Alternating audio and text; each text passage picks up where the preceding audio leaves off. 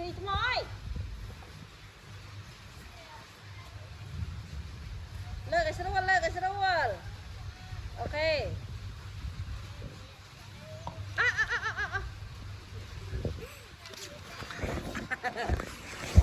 ôi ngọc hay mình đua tê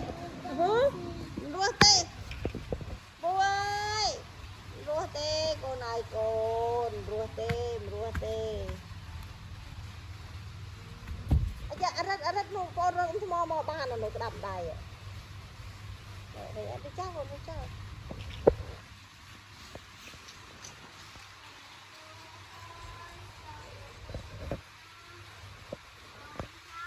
bia sao ở tết hòa thông nè đa là tôi cũng sẽ cắt ơn